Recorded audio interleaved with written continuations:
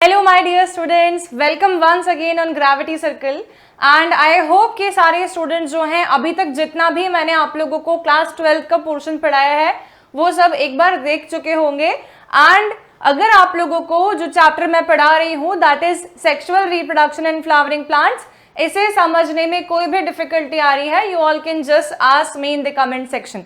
ठीक है।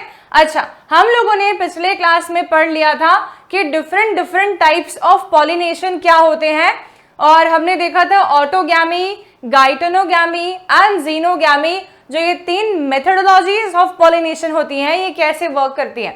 ठीक है। आज हम लोग पढ़ने वाले हैं एजेंट्स ऑफ पॉलिनेशन क्या क्या हो सकते हैं एंड पॉलिनेशन की जरूरत क्या है। ठीक है। And how the gamete transfer will be working in the cases of plants. जैसे कि एनिमल्स में हम जानते हैं कि gamete transfer spermatozoa from male to the female reproductive system होता है, वैसे अगर हम प्लांट्स की बात करते हैं बच्चों तो पॉलन ग्रेन्स का ट्रांसफर कैसे स्टिग्मा के ऊपर तक होता होगा। ठीक है। तो ये सारे क्वेश्चंस के आंसर हमें आज इस लेक्चर में मिल जाने वाले हैं and this lecture will be a very interesting lecture also, क्योंकि डिफरेंट एजेंट्स ऑफ पॉलिनेशन जब हम देखते हैं तो हमें ये बात समझ आती है कि कैसे हमारा नेचर एनिमल्स एंड प्लांट्स के बीच में भी कोरिलेशन बनाता है and how are we connected, all of us are connected to the plants and thereby to the nature. So let's start agents of pollination. यहाँ पर हम लोगों ने हमारा लास्ट लेक्चर एंड किया था बच्चों। तो एजेंट्स ऑफ पॉलिनेशन के लिए आई will be taking the help of one image so that we can cover it very simply. So just give me 1 second. I have taken so many images for all of you today. 1 second. Okay. तो यहाँ से पढ़ते हैं। तो pollination की जब मैं बात करती हूँ तब जब हम बोलते हैं गैमीट के ट्रांसफर की मेथोडोलॉजी, तो गैमीट का जो ट्रांसफर होता है, 1 second, let me just put my mobile on silent mode. Yes.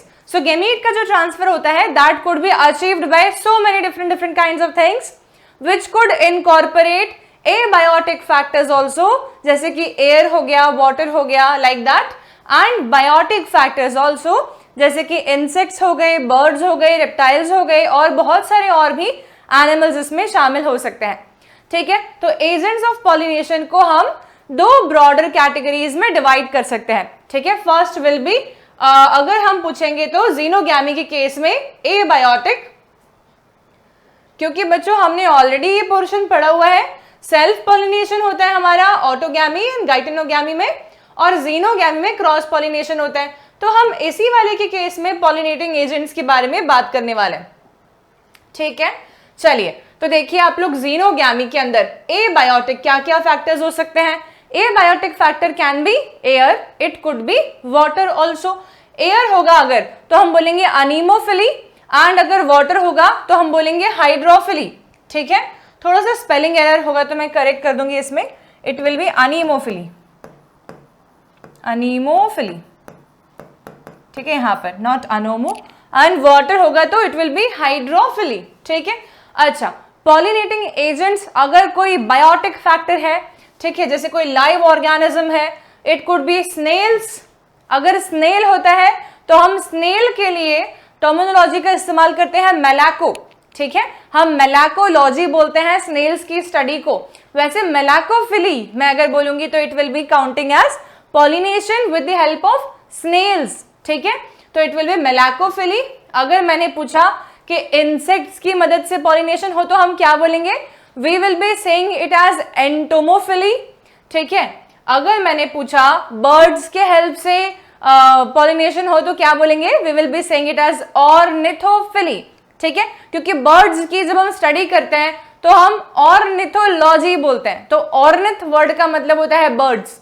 Okay, so ornithophily, it will B, spelling error again यहाँ पे, ऑर्निथोफिली। ठीक है। बैट्स जो है मैमल्स में बिलोंग करते हैं बच्चों, और एक ऑर्डर जिसमें बैट्स बिलोंग करते हैं मैमेलिया क्लास में, उस ऑर्डर का नाम होता है काइरोप्टेरा। ठीक है, ऑर्डर विल बी काइरोप्टेरा। तो काइरोप्टेरोफिली बोलेंगे अगर हम बैट्स के हेल्प से पॉलिनेशन की स्टडी कर रहे हैं तो काइरोप्टेरोफिली। कायरोटेरोफिली, हालांकि पी साइलेंट होता है तो कई बार कायरोटेरोफिली बोलेंगे तो भी it will be a correct pronunciation, ठीक है। अदर वर्टिब्रेट्स की बात करें तो there could be many other animals and collectively we will be saying it as zoophily, ठीक है। Zoophily, zoo word we use it for animal, zoology, zoo, like that. Zoophily, it will be counting other vertebrate organisms which are helping in pollination. It could be reptiles, it could be some of the other mammals, it could be humans sometimes, etc. ठीक है, so this is all about the different agents of pollination which we can come across. अच्छा, अब अगर मैं पूछती हूँ कि pollination के लिए मुझे एक suffix लगाना है कभी भी किसी भी word के पीछे, तो मैं क्या लगाऊंगी, तो दैट विल बी फिली, PHILY, ठीक है। जैसे हम देख रहे हैं अभी एंटोमोफिली, मेलाकोफिली और अनीमोफिली, ठीक है, लाइक दैट। तो हम फिली वर्ड पॉलिनेशन के लिए इस्तेमाल करते हैं बच्चों, ये ध्यान रखें सब लोग। अच्छा, तो हमें ये सारे एजेंट समझ में आ गए, अब नाम पता पड़ गए और याद भी हो जाएंगे, कोई बड़ी बात नहीं है। लेकिन वन बाय वन हम इन सब को थोड़ा डिटेल में स्टडी करके देखते हैं, स्पेशली वो जो हमारे लिए बहुत इंपॉर्टेंट है, जैसे कि विंड पॉलिनेशन, ठीक है।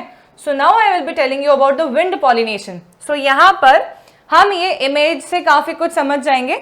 मेरा बिलीफ हमेशा ये रहता है दैट जब भी मैं आप लोगों को पढ़ाऊँ, I should take the help of images so that it could be a very easy imagination subject for all of you. आप लोगों के लिए इसको समझना थोड़ा आसान हो जाए, ठीक है। और आप लोग जब उसे लिख के आए तो you can be able to write it in your own language if you are a theory student right now appearing for boards. And images से विजुअल मेमोरी बिल्ड होती है हमेशा, तो विजुअल मेमोरी याद आती है जल्दी से, ठीक है। यार ये तो कहीं देखा हुआ है, वैसे दिमाग में आएगा कई बार ना।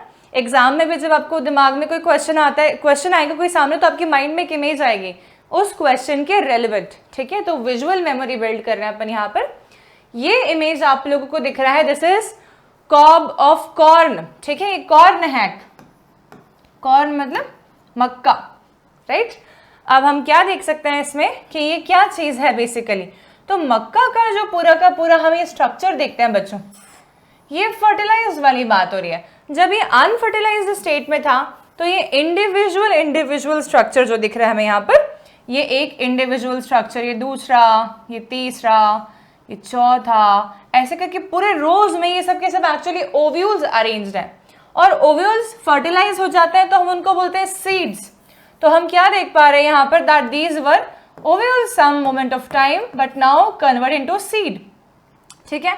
तो इस पूरे के पूरे स्ट्रक्चर को मैं क्या बोल सकती हूँ, मैं बोलूंगी इसे, ये एक इन्फ्लोरेसेंस था, इन्फ्लोरेसेंस कन्वर्टेड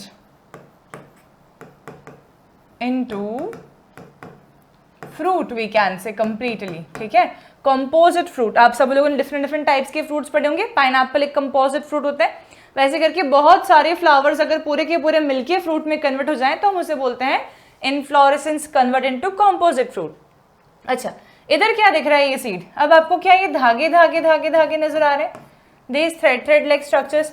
ये स्ट्रक्चर्स जो हैं, these structures come out of this particular corn, ये हमेशा बाहर ऐसे ऐसे निकल रहे होते हैं, ठीक है। तो ये क्या होते हैं, ये कुछ टेसल्स है जो कि कुछ और नहीं बल्कि स्टिग्मा एंड स्टाइल ही है, कुछ भी और नहीं है ये। This is going to be stigma and style only. तो आपको ये समझ आना चाहिए कि फिर ये ओवरी था पूरा। अच्छा, तो फिर अगर ओवरी था तो ये जो इंडिविजुअल स्ट्रक्चर्स इनको हमने सीड बोला है अभी, ये क्या थे, तो दे विल बी ओव्यूल्स डेफिनेटली, और ओव्यूल्स ही तो सीड में कन्वर्ट होते हैं, ठीक है। तो यहाँ पर हमें ये समझ में आ रहा है कि इंडिविजुअल ओव्यूल सीड में कन्वर्ट हो रहे हैं, ओके। कॉर्न के बारे में एक बात मुझे और याद आ रही है, हालांकि वो इस टॉपिक के रेलेवेंट नहीं है, पर since we are studying this structure we can see that ये कुछ आपको चपटे चपटे मक्का के दाने भी दिखते हैं। ये तो पूरे बड़े बड़े से हैं, इनमें काफ़ी सारा कंटेंट होगा, ये चपटे चपटे से हैं, और यहाँ पर तो मुझे दिख ही नहीं रहा कुछ। इसे मैं खाऊंगी तो इट विल बी टेस्टलेस, ठीक है। This will be having some sugary taste in it, right. What are these differences actually? बच्चों ये सब के सब ओव्यूल्स ही थे, लेकिन ये वाले स्ट्रक्चर्स फर्टिलाइज हो गए, तो इसीलिए हम इन्हें फर्टिलाइज्ड सीड्स बोल सकते हैं। मतलब कि यहाँ पर ओव्यूल के साथ में पॉलन ग्रेन जुड़ के बनाया है सीड, जाइगोट, ठीक है, और फिर फाइनली सीड, ठीक है। तो ये पूरा का पूरा एम्ब्रियो, ये फर्टिलाइज्ड स्ट्रक्चर है। मैं यहाँ से इरेज कर रही हूँ ताकि तुम्हें कंफ्यूजन नहीं क्रिएट हो जाए। अच्छा, हमें यहाँ पर जो स्ट्रक्चर्स दिख रहे हैं ना, ये है अबॉर्टेड ओव्यूल्स। इन ओव्यूल्स का अबॉर्शन हो गया बिकॉज प्रोबेबली इसके अंदर या तो कोई बहुत अच्छा पॉलन नहीं आया होगा या न्यूट्रिएंट कम रह गया होगा, ठीक है। तो ओवरी ने इसे रिजेक्ट कर दिया, अबॉर्टेड बोल दिया। और कुछ एक ऐसे भी ओव्यूल्स हैं बच्चों जिनके पास तक पॉलन ही नहीं आ पाया, ovules which were remaining unfertilised here, जो फर्टिलाइज ही नहीं हो पाए। तो ये हो गए हमारे अनफर्टिलाइज्ड ओव्यूल्स। तो हम क्या देख पा रहे हैं, हम ये देख पा रहे हैं कि stigma and style feathery type का दिख रहा है मुझे, it is coming out somewhat like this, ठीक है। And these are ovules which are converted into seed because they are already fertilized now. अब ये इमेज देखते हैं, यहाँ पर हमें दो पर्टिकुलर पोर्शंस दिख रहे हैं, male reproductive system and female system of any plant which is wind pollinated, जिसका पॉलिनेशन विंड की हेल्प से हो रहा है। हम क्या देख सकते हैं, ये मेज की ही बात हो रही है, ये हमारा फीमेल फ्लावर है। क्या आप ये देख पा रहे हैं कि फीमेल फ्लावर से थ्रेड लाइक स्ट्रक्चर्स बाहर आ रहे हैं, ये स्ट्रक्चर्स ही हमारे स्टाइल हैं, stigma, style and ovary. As we all know this will be somewhat like this, actually we are able to see them like this only, but हमें पता नहीं कि माइनर स्ट्रक्चर क्या है इसका। अच्छा, इधर देखते हैं, ये मेल फ्लावर्स हैं। मेल फ्लावर्स कैसे हैं, दे आर वेल एक्सपोज्ड, ठीक है, ये हवा में लहरा रहे हैं, ऐसे ऐसे करके हवा आ रही है। हवा जब आएगी और इन मेल फ्लावर्स पे जो कि लहरा रहे हैं हवा में, इनके थ्रू जाएगी, विंड करंट्स इनके थ्रू जाएंगे, तब वो हवा में ढेर सारे पॉलन ग्रेन्स लिबरेट कर देंगे और वो हवा जब आगे बढ़ेगी इससे, वो पॉलन्स को लेके साथ में जाने वाली है। तो अभी ये पॉलन ग्रेन्स को लेके साथ में जाने वाले हैं, ठीक है। अच्छा, पॉलन ग्रेन्स का कैसा नेचर होना चाहिए अगर वो विंड पॉलिनेटेड हो रहे हैं? तो विंड पॉलिनेटेड फ्लावर्स के पॉलन ग्रेन्स का नेचर होना चाहिए है कि वो बहुत भारी ना हो, हवा आई, पॉलन ग्रेन आया, नीचे गिर गया क्योंकि वो बहुत भारी था, ऐसा नहीं होना चाहिए। It should be very light and weight, हल्का पॉलन होना चाहिए, ठीक है। It should be very light weight, light weight. उसके अलावा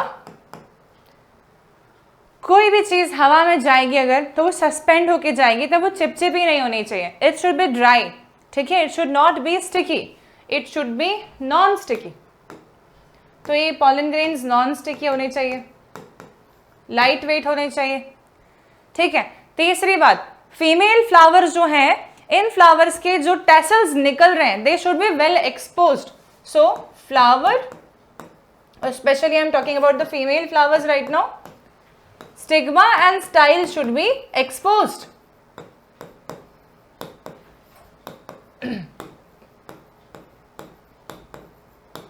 Exposed, ठीक है। एंड फोर्थ पॉइंट, जो यहाँ पर हमारे मेल फ्लावर्स हैं, इनके stamens and anthers should be well exposed in the air so that the pollen grains can be easily carried by the wind currents. तो बच्चों यहाँ पर एक पॉइंट मैं और लिख देती हूँ, लाइट वेट पॉलिन्स होने चाहिए, नॉन स्टिकी पॉलिन्स होने चाहिए। ये दोनों पॉइंट पॉलिन्स के रिस्पेक्टिव है।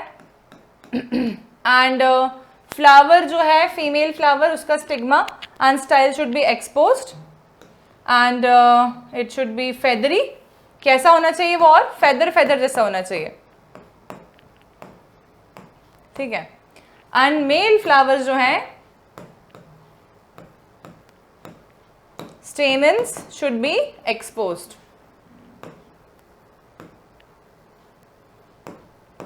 एक्सपोज्ड, ठीक है, सो दैट विंड करंट के साथ में this could be, this pollen could be taken. So this is one of the point. So you all can just see this now once, ठीक है। तो एग्जाम्पल, विंड पॉलिनेटेड प्लांट्स बहुत ज़्यादा नहीं होते हैं, लेकिन अधिकतर ग्रासेस में विंड पॉलिनेशन होने के चांसेस ज़्यादा होते हैं, ठीक है। काफ़ी सारे ग्रासेस में और कुछ एक मोनोकॉट प्लांट्स के अंदर विंड पॉलिनेशन के चांसेस थोड़े ज़्यादा होते हैं कंपेरेटिवली, ठीक है। So this is done with respect to, we have seen, okay.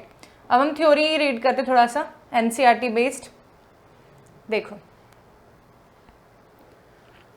so plants use two abiotic factors, one will be wind, one will be water and one will be biotic animal agents to achieve pollination। ठीक है, majority of the plants use biotic agent for pollination, only a small proportion of plants will be using abiotic agents। ठीक है, pollen grains coming out in contact with stigma is a chance factor in both wind and water pollination।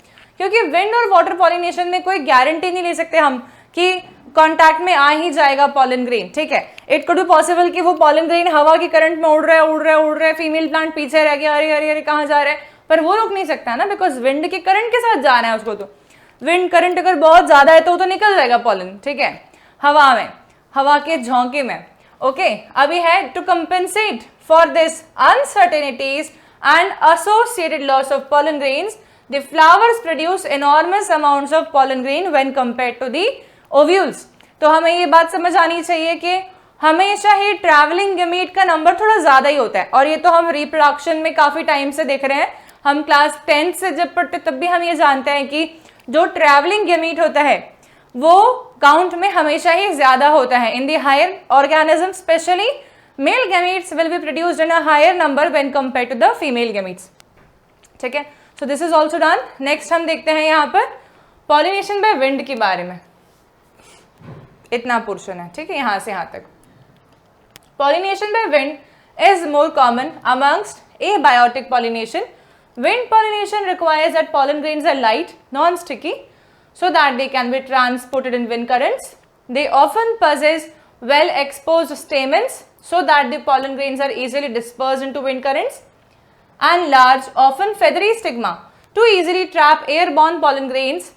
Wind pollinated flowers often have single ovule in each ovary and numerous flowers packed into one inflorescence.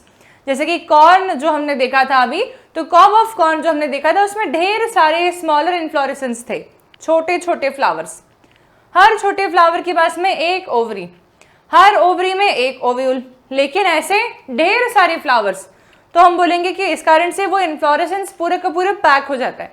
ठीक है, A familiar example is the corn cob. The tassels you see are nothing but the stigma and style which wave in the wind to trap the pollen grains. ठीक है, and it is common in the grasses. So this is done. अब हम पढ़ते हैं pollination by water. ठीक है, तो water pollination के बारे में we will be seeing with the help of image again.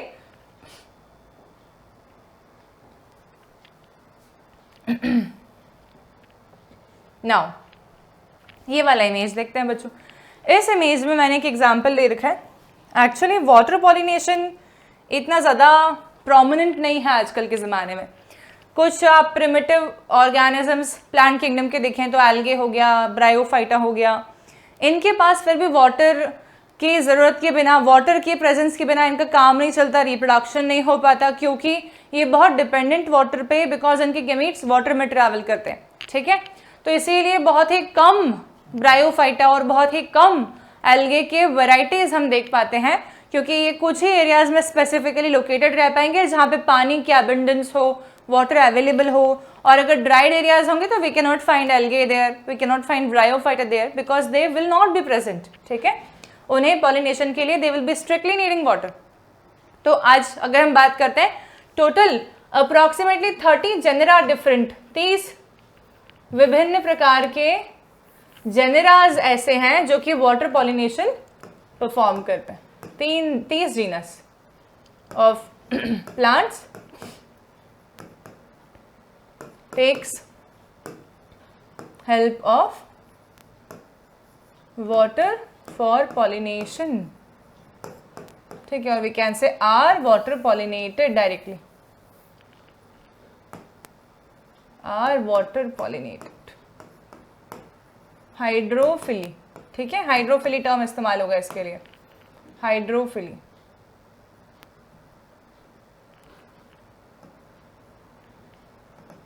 ठीक है, अब यहाँ पर हमारे पास जो एक इमेज दे रखा है, ये एक प्लांट का है जो कि एक्वेटिक अंडरग्राउंड, मतलब एक्वेटिक अंडर वाटर प्लांट है, अंडरग्राउंड नहीं, एक्वेटिक अंडर वाटर प्लांट है। कुछ प्लांट्स ऐसे होते हैं जिनके एग्जाम्पल्स बहुत कॉमनली क्वेश्चंस में पूछे जाते हैं, जैसे कि अगर मैं पूछूंगी फ्रेश वाटर, कौन सा ऐसा प्लांट है जो कि वाटर पॉलिनेशन अंडरगो करता है, तो we will be saying Vallisneria and we will be also saying Hydrilla. And अगर मैंने पूछा दैट मेराइन वाटर में कौन सा ऐसा प्लांट है जो कि वाटर पॉलिनेटेड है, it will be Zostera which is a marine grass, we can say aquatic sea water में पाई जाने वाली एक ग्रास होती है Zostera. So these are few plant examples which will be undergoing water pollination. तो आप लोगों को ऐसी फीलिंग आ सकती है कि मैम फिर तो वाटर में रहने वाले और भी कितने सारे पौधे हैं, तो क्या वो वाटर पॉलिनेशन अंडरगो नहीं करते हैं, तो फिर वो कैसा पॉलिनेशन अंडरगो करते होंगे? ठीक है, तो उसका क्वेश्चन हम थोड़ी देर बाद आंसर करते हैं। अभी हम राइट नाउ इस वाले पोर्शन पे स्ट्रिक्ट रहेंगे। यहाँ पर हमें जो इमेज दिख रहा है बच्चों, इधर हमें दिख रहा है एक प्लांट जो कि अंडर वाटर प्लांट है। देखो ये पानी के अंदर है, ठीक है, it is located inside the water only. And इसके अलावा इसके हमें यहाँ पर कुछ फ्लावर्स दिख रहे हैं, दीज फ्लावर्स, ठीक है, these flowers, these are staminate flowers, नीचे प्रेजेंट है। Male flowers are present below female flowers and these are staminate flowers, staminate or pollen producing male flowers and above staminate flowers we can see water के साथ में wave करते हुए जो water की stream है उसके सबसे अपर लेयर में सिचुएटेड कुछ फीमेल फ्लावर्स या पिस्टिलेट फ्लावर्स हमें यहाँ देखने को मिल रहा है। ठीक है, so these flowers are literally we can say floating in the water. सबसे ऊपर के जो सरफेस है वहां पर फ्लोट करते हुए हमें दिख रहे हैं। So these are female flowers. अच्छा, अब क्या होता है कि वैलेसनेरिया जो है इसके मेल फ्लावर्स पॉलन ग्रेन्स बनाते हैं। ठीक है, तो ये पॉलन ग्रेन्स हमें दिख रहे हैं ऊपर जाते हुए। ये पॉलन ग्रेन्स जो है ये ऊपर की साइड जाएंगे and then they will be floating inside this water current and then they may reach the female flower. ठीक है, तो they may reach the female flower. ऊपर जाके फर्टिलाइज कर पाना could be a by chance event again, and इसीलिए NCERT बोलती है that water pollination and wind pollination में it could be really a by chance event where the fertilization can happen or it may not happen. Okay, so this is done about the female flower, this is the water pollination. And water pollination के लिए हमारे पास क्या क्या requirements होनी चाहिए pollen grains के बारे में? तो pollen grains कैसे टाइप के होने चाहिए उसको अपन लिखते हैं। देखो, एक तो ये बात है कि pollen grains होने चाहिए है रिबन जैसे, लंबे लंबे से, रिबन लाइक लॉन्ग स्लेंडर, मतलब बहुत पतले, पानी को काटते हुए चले जाए ऐसे। Ribbon like long slender and they should be protected, well protected from water, क्योंकि पॉलन ग्रेन जैसे ही पानी के कांटेक्ट में आता है वैसे ही वो जर्मिनेट हो जाता है, और अगर वो जर्मिनेट हो गया स्टिग्मा पे पहुंचने के पहले ही तो फिर कोई फायदा नहीं है, क्योंकि स्टिग्मा पे पहुंचने के बाद पॉलन ट्यूब बनना चाहिए उसके अंदर, ना कि पहले से बन जाना चाहिए। ठीक है, तो दे should be well protected from water. और पानी में रह के पानी से कैसे बचें? तो अपने ऊपर एक म्यूसिलेजिनस कोटिंग डेवलप करवाते हैं पॉलन ग्रेन्स, ठीक है, before getting liberated.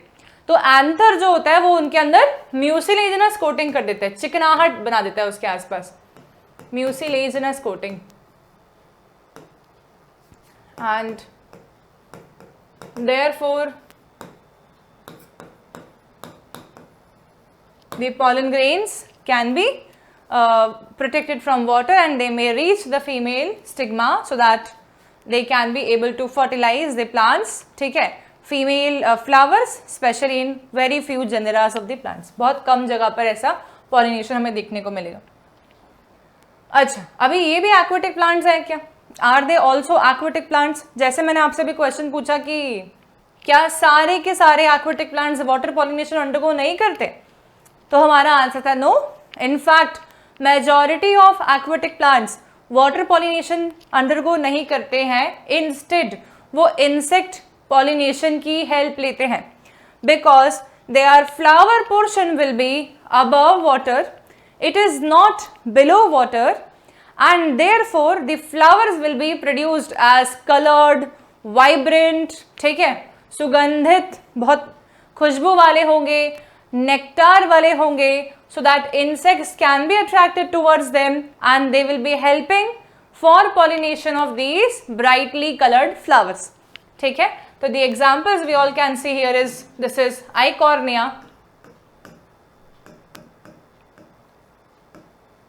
Water hyacinth बोलते हैं बच्चों इसे, ठीक है, मुझे ऐसा लगता है कि आपको पता होगा, इसे टेरर ऑफ बंगाल भी बोलते हैं, वाटर हाइसिंथ या फिर टेरर ऑफ बंगाल, और वो तो हमारा प्यारा लोटस है, ठीक है। तो this is majority of the aquatic plants will be taking place of not water pollination but insect pollination, ठीक है। so this is done. Third and सबसे important जो mode of pollination आता है, that will be with the help of pollinating agents like bees only, ठीक है, honey bee, मधुमक्खी। तो यहाँ पर हमें दिख रही है मधुमक्खी, जिसके ऊपर हम देख पा रहे हैं, बहुत माइक्रोस्कोपिक लेवल पे जाके हम इसको देख रहे हैं, तो बहुत सारे स्मॉल पॉलन ग्रेन्स अटैच हो गए हैं इसके ऊपर, ठीक है। तो आप ये देखो, अगर एक मधुमक्खी एक फ्लावर के अंदर जाती है नेक्टर लेने के लिए, तब उसके ऊपर ढेर सारे पॉलन चिपक जाते हैं, फिर वो फ्लावर के डिफरेंट पार्ट पे घूमती है, तो वो पॉलन को स्प्रिंकल भी कर देती है। कई बार कभी एक फ्लावर से उड़ के दूसरे फ्लावर पे चली गई तो वो वहाँ स्प्रिंकल कर देगी। हो सकता है कि वो फ्लावर सेम स्पीशीज का हो, तो वहाँ पर क्रॉस पॉलिनेशन करवा दिया इसने ऐसे। तो इस तरीके से the insects will be also helping in pollination. तो अभी इंसेक्ट पॉलिनेटेड जो फ्लावर्स होंगे उनमें पॉलन ग्रेन्स के क्या कैरेक्टर्स होने चाहिए, तो आप लोगों को ऐसे पता होना चाहिए कि फ्लावर बहुत ब्राइटली कलर्ड होने चाहिए पहली बात तो flowers should be brightly coloured, vibrant colours we can say, yellow, orange, pink, red, इस प्रकार के, ठीक है। एंड इसके अलावा दे शुड हैव फ्रेग्रेंस होनी चाहिए उनके पास, so that the fragrance can attract the insects, ठीक है। कुछ फ्लावर्स के पास अच्छी खुशबू होती है, उनकी तरफ बटरफ्लाइज जाती हैं, उनकी तरफ हनी बीज जाती हैं। कुछ फ्लावर्स के पास में खराब स्मेल भी होती है, बदबू होती है, और उनके पास में जाते हैं वास्प्स, बीटल्स, कुछ एक एंट्स, ठीक है। तो ये डिपेंड करता है, सारे फ्लावर्स में से खुशबू नहीं आएगी, इसीलिए कुछ फ्लावर्स बदबूदार भी होते हैं, okay, they are not very much well fragrant, okay. So this is one point, they should be producing floral rewards like nectar, large amount of nectars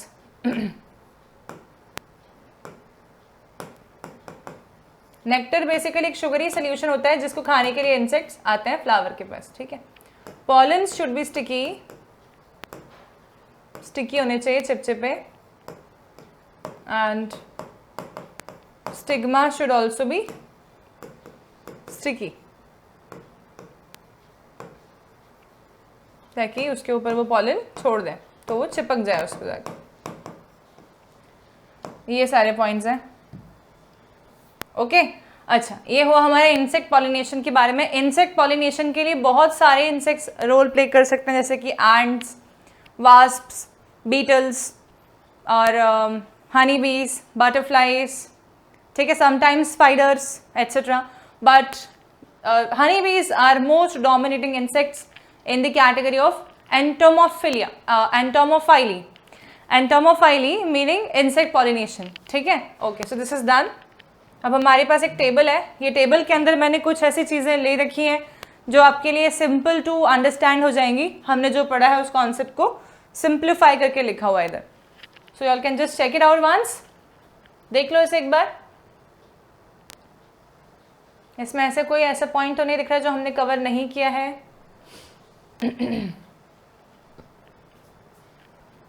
ठीक है, मान लो कि फ्लावर बड़े बड़े हैं तो इंसेक्ट ज़्यादा अट्रैक्ट होंगे उसके पास में, परंतु मान लो कि फ्लावर्स छोटे हैं साइज में, ठीक है, तभी छोटे फ्लावर्स के पास इंसेक्ट्स आएंगे तो उनके बैठने की जगह नहीं होगी, है ना, वो कहाँ बैठेंगे, ठीक है। तो इसके कारण से क्या होता है, छोटे छोटे फ्लावर्स जो होते हैं तो वो बड़ा सा इन्फ्लोरेसेंस बना लेते हैं एक, ठीक है। तो ये हमेशा ध्यान रखें कि स्मॉलर फ्लावर्स, छोटे छोटे फ्लावर्स कलरफुल जो होते हैं, अक्सर आप देखेंगे कि वो किसी पैटर्न में अरेंज है इन्फ्लोरेसेंस की तरह, जहाँ पर बहुत सारे फ्लावर्स एक एग्रीगेट बना लेते हैं, ठीक है, so that insects can be able to sit on them, ठीक है। This is all. अच्छा, यहाँ पर कुछ मैंने ऐसे ऑर्गेनिजम्स के फोटोग्राफ्स लिए जो कि हेल्प करते हैं फर्दर पॉलिनेशन में, ठीक है। तो वो है हमारे पास में स्नेल्स। तो हमने ऑलरेडी देखा है कि स्नेल्स के द्वारा जो पॉलिनेशन होता है उसको हम क्या बोलते हैं, we will be saying it as malacophily, ठीक है। और इसके बाद में आता है ये, दिख रहा है, ये ब्लैक बोर्ड में छुप तो नहीं गया, ठीक है। तो ये है हमारा बैट काइरोप्टेरोफिली,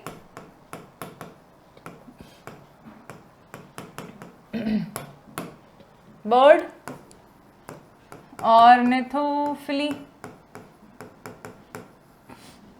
ये कौन है, this is a lizard actually, it could be Calotes, मतलब कि कैलोटिस मतलब कि गार्डन लिजार्ड हो सकती है, या तो फिर ये, या फिर सिंपली गेक्को हो सकती है, wall lizard.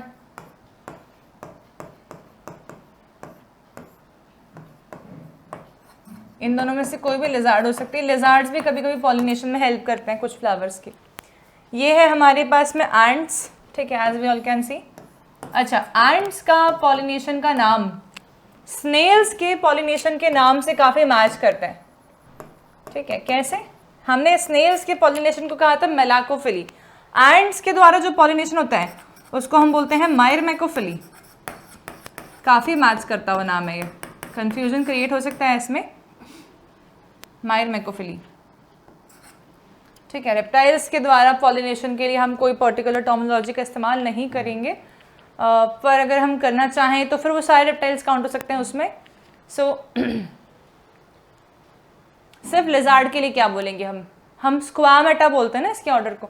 We can use the term squamatophily, it could be possible, ज़रूरत नहीं है हालांकि बोलने की, पर फिर भी कोई टर्म अगर आता है तो we can use it as स्क्वामेटोफिली।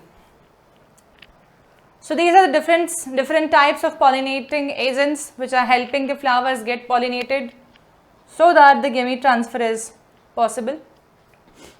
अच्छा, sorry.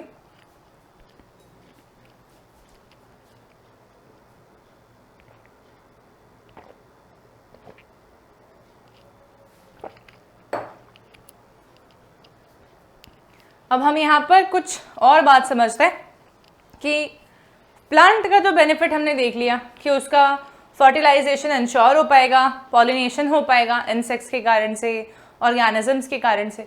ऑर्गेनिजम्स को की फर्क पैदा है, वो क्यों जाएंगे वहाँ पर, why are they going to help that plant, because they must be getting some और द अदर रिवॉर्ड, बिकॉज बिना रिवॉर्ड के तो हम कुछ नहीं करते। छोटे बच्चे रिलेटिव्स के घर जाते ही नहीं है अगर वो अंकल जी आंटी जी 100 रुपये नहीं देते हो, 500 रुपये नहीं देते हो तो, ठीक है। तो हम हमारी इमेजिनेशन कर सकते हैं कि बिना रिवॉर्ड की तो कोई काम बहुत मुश्किल है इस दुनिया में होना, तो ये क्यों जा रहे होंगे उनके पास में। So are they helping them in pollination, why are they helping them in pollination, so we can see some of the examples here. तो एक एग्जाम्पल आता है युक्का का। युक्का एक प्रकार की इंसेक्ट कैटेगरी है, एक फ्लाई है, मॉथ है एक प्रकार से, और ये मॉथ जो है ये युक्का फ्लावर्स जो प्रेजेंट होते हैं, युक्का नाम के फ्लावर्स है और मॉथ को भी अपन युक्का ही बोल रहे हैं, ठीक है। तो युक्का मॉथ युक्का फ्लावर्स के साथ में एक ऐसे सिम्बायोटिक रिलेशन में है कि it will B 100% helping them in pollination and it will B laying their eggs inside the ovary of the female flower, मतलब ये अपने अंडे भी फीमेल फ्लावर्स में देती हैं, ठीक है, और वो भी ओव्यूल्स के अंदर जाके, और जब ओव्यूल सीड में कन्वर्ट होते हैं तब इनके जो मतलब मॉथ के जो लार्वेज हैं वो बाहर आ जाते हैं, ठीक है। तो how strange it is. So yucca moth that is genetically programmed for stuffing a little ball of pollen into the cup shaped stigma of each flower and moth will be depositing it's egg and it will be eating the seeds also. पहले अपने अंडे deposit कर देगी, फिर उन seeds को खाएगी, जब वो तोड़ेगी तब इसी के जो लार्वे हैं वो बाहर आ जाएंगे और ये सीड खा लेगी, ठीक है। तो पॉलिनेशन में हेल्प कर रही है, लेकिन ऑन द अदर हैंड उसके सीड्स भी ले रही है, उसके अंदर अपने एग्स भी दे रही है और पॉलन ग्रेन्स की बॉल बना के इनके अंदर भेजती ही इसलिए है ताकि इनका हेल्प हो जाए। तो ये हुआ युक्का के बारे में बात। फिर हम देखते हैं कुछ बड़े बड़े से फ्लावर, जैसे कि हमारा अमोर्फोफैलस नाम का एक फ्लावर है। This is the largest flower actually, अमोर्फोफैलस।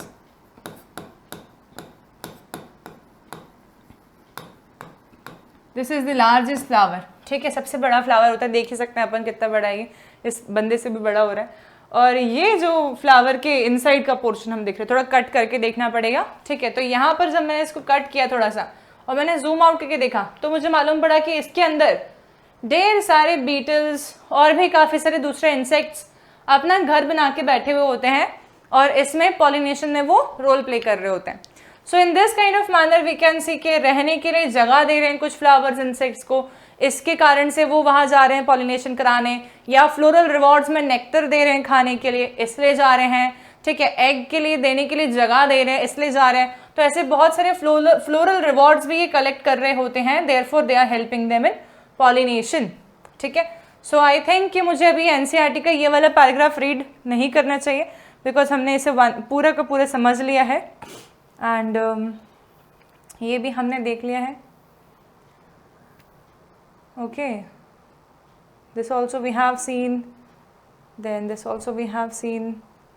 तो आप लोगों को मैं एक असाइनमेंट या टास्क दे रही हूँ दैट आप लोग इतना एनसीईआरटी का पोर्शन जितना मैंने आज पढ़ाया है इतना रीड करके आएंगे, दिस मच, सो दैट आपको इसकी बेटर अंडरस्टैंडिंग होगी कि हमने क्या क्या पढ़ा है, ठीक है।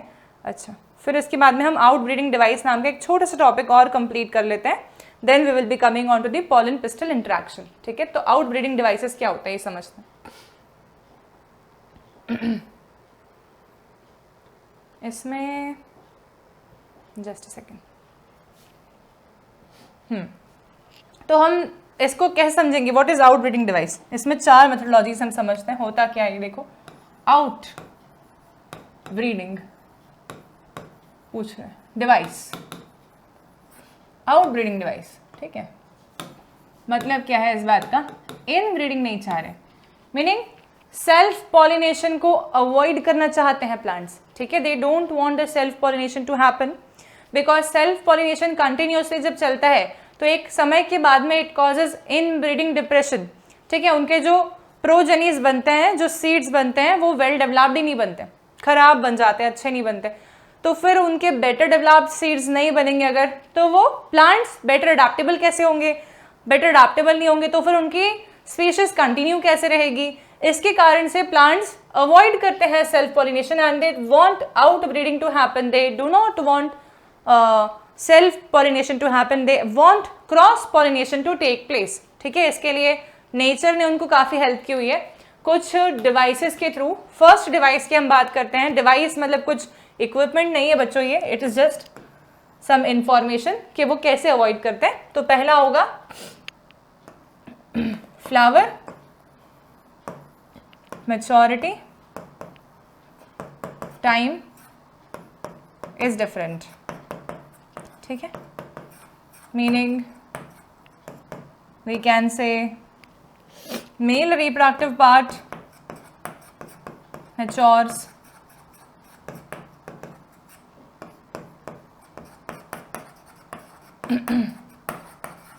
at a time different than female reproductive part.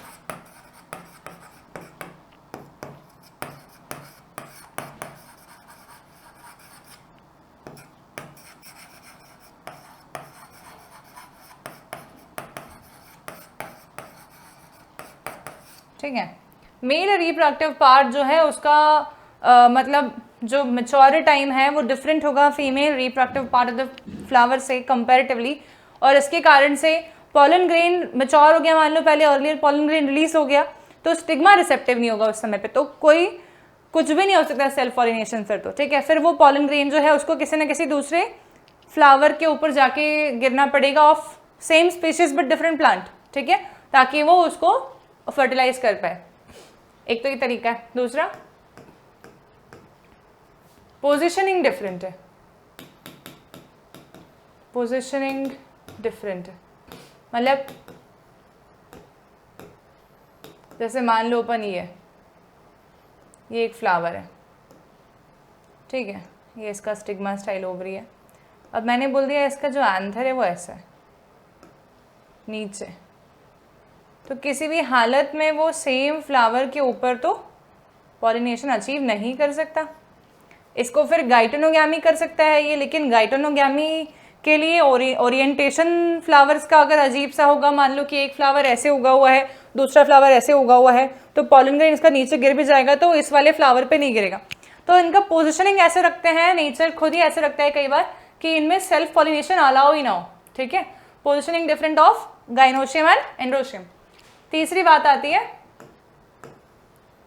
उसको हम बोलेंगे कि फ्लावर ही डिफरेंट है। मतलब में एक प्लांट पे बाइसेक्सुअलिटी है ही नहीं फ्लावर्स में, यूनिसेक्सुअल फ्लावर्स प्रेजेंट है, ठीक है। तो यूनिसेक्सुअल फ्लावर्स डायोशियस है मतलब, ठीक है। तो male and female flowers are present on separate plants, present on separate plants, ठीक है। तो ये एक तरीका हो सकता है, मतलब यूनिसेक्सुअल है ये, ठीक है। या फिर हम इसे बोलेंगे डायोशियस।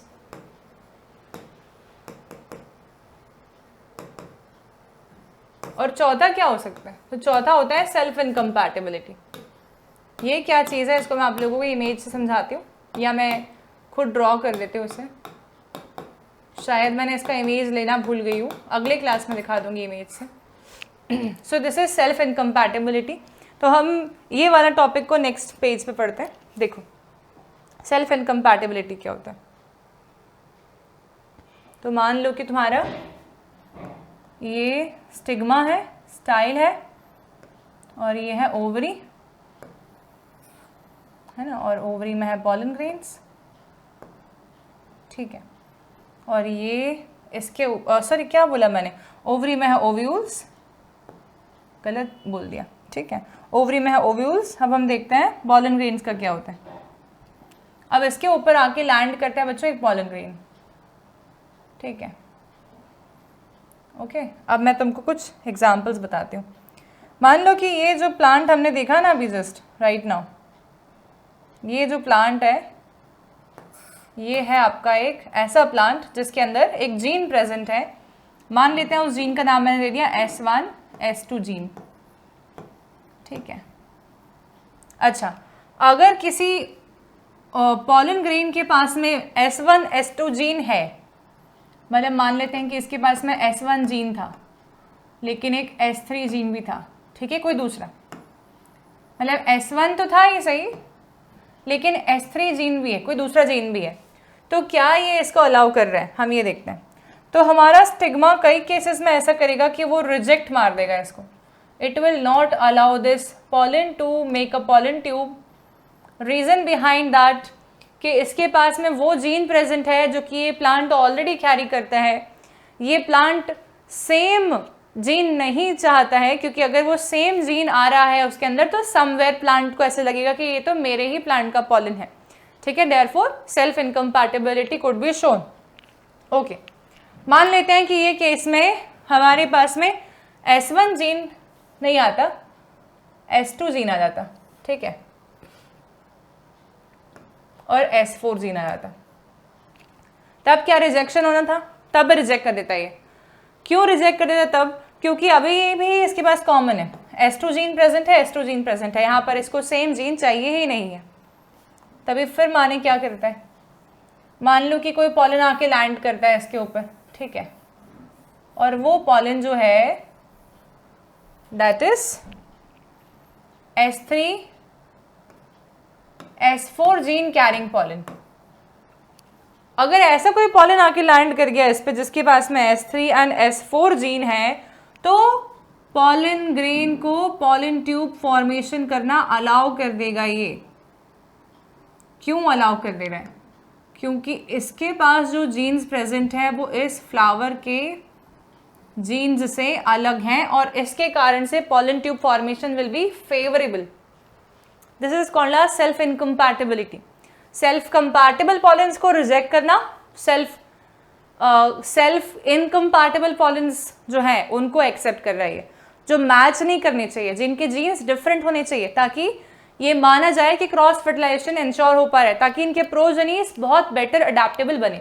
इसे हम बोलते हैं आउट ब्रीडिंग डिवाइस का फोर्थ मेथोडोलॉजी, सेल्फ इनकम्पैटिबिलिटी। तो ये हमारे चारों आउट ब्रीडिंग डिवाइसेस समझ में आ गए हैं, ठीक है। इसका जो इमेज है, मैंने आज कॉन्सेप्ट एक्सप्लेन कर दिया, पर इसका जो इमेज है मैं नेक्स्ट क्लास में लेके आऊंगी आपको, एक और टॉपिक में हम उसका इस्तेमाल करने वाले, ठीक है। So this is all. So in the next class now we will be studying the pollen pistil interaction, and I am ending this today's class here only. And if you have any doubts regarding this particular topic, you can please ask me in the comment section. Thank you so much for watching the lecture.